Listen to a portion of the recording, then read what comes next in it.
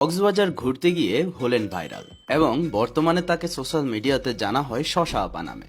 এই আপা কক্সবাজারে ঘুরতে গিয়েছিলেন, কিন্তু ঘোরার চেয়েও বেশি ঘুরিয়েছেন ইন্টারনেটের অ্যালগরিদম। টিকটকের রিং লাইটের নিচে দাঁড়িয়ে যারা জীবন চালায় তাদের লাইফটাও এক একটা সিনেমা।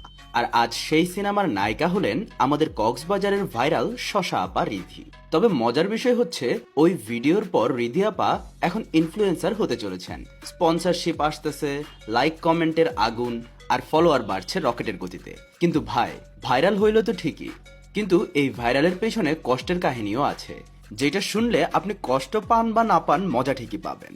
আরে ভাই, প্রেমে পড়েছিলেন তিনি, ভালোই পড়েছিল, কিন্তু প্রেম থেকে যখন ভিডিও ভাইরাল হয় তখন বুঝতে হবে সেটি প্রেম ছিল না, সেটি ছিল ফাঁদ। শশা আপা একদম চোখে পানি আর গলায় কান্না এনে জানালেন, আমি অনেকবার তাকে বলেছিলাম আমার ভিডিওগুলো ডিলিট করে দাও, আমার লাইফটা এভাবে নষ্ট করিও না, কিন্তু ওই বেটা নাকি ভিডিও কাটতে জানে না, বরং সে নিজেই কাটিং মাস্টার। মানে ভাই, কেউ চুল কাটে, কেউ জীবনের বিশ্বাস কাটে।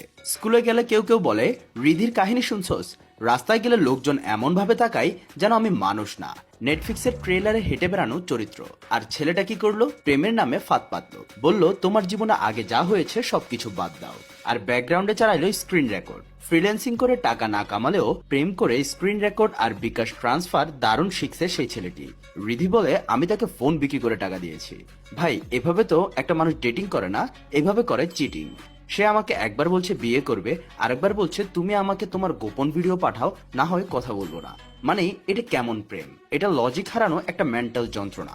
মজার ব্যাপার কি জানেন, একসময় নাকি সে ছেলের মা পর্যন্ত রিধিকে বলেছে, তুমি আমাদের বাসায় চলে আসো, আমি সবকিছু হ্যান্ডেল করব, কিন্তু তোমাদের ব্যাপারটা তোমাদের ফ্যামিলি থেকে যেন পুলিশের কাছে না নিয়ে যাওয়া হয়। মানে এটা প্রেম না, এটা যেন একটা দাগি অপরাধী গ্যাং এবং তাদের রিকোয়ারমেন্টস।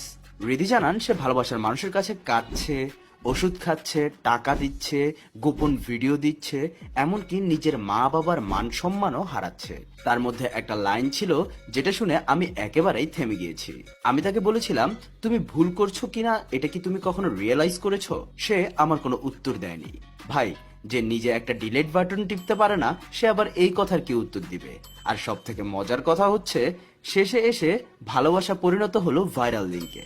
হ্যাঁ ভাই, শেষে প্রেমের ফলাফল হয়ে বের হলো শশা আপা ওরফে রিধির ভিডিও লিংক ভাইরাল। এটাই আজকের লাভ স্টোরির মুখ্য। তো বন্ধু, তোমাদের কি মনে হয় কাহিনীতে ভুলটা কার? রিধির, নাকি সেই ছেলেটার, নাকি সমাজের, নাকি সেই লোকজনের যারা লিংক আছে ভাই বলে ইনবক্স করতে বলতেছে? আপনার মতামত নিচের কমেন্টে জানাবেন। আর আপনার মতামতটি যদি সবার আগে দেখাতে চান তাহলে আমাদেরকে স্টার পাঠিয়ে কমেন্ট করতে পারেন। ধন্যবাদ।